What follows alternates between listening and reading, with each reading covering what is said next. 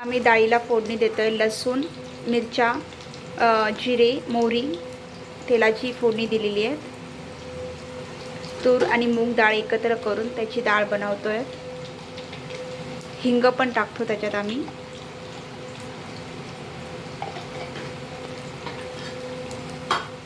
कढीपत्ता पण टाकलाय. ही डाळ शिजून घेतलेली 15 मिनिटं. फोडणी अशी खरपूस परतून झाली का त्यामध्ये हलवून घ्यायची. त्यामध्ये टमॅटो टाकायचं. टमॅटो डाळीमध्ये खूप छान लागतं. त्यानंतर त्याच्यात कोथिंबीर पण टाकली जाते.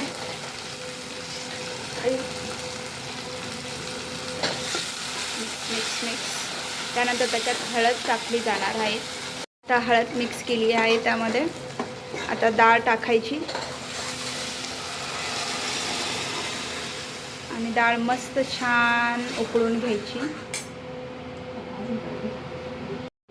गरजेनुसार त्यामध्ये पाणी ॲड करायचं. कोणाला घट्ट डाळ आवडती, काहींना पातळ डाळ आवडती, त्यानुसार डाळ बनवायची. पाणी ॲड केल्यानंतर त्यामध्ये 1 चमचा मीठ टाकायचं. नंतर मस्त उकळी आणून घ्यायची डाळीला. 5-10 मिनटं गॅसवर ठेवायची, कमी गॅसवर.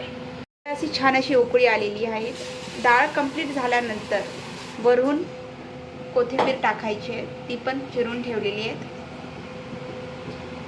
हे बघा मस्त कमी गॅसवर डाळ शिजते. डाळ मस्त खाली काढून घेतलेली आहेत मी.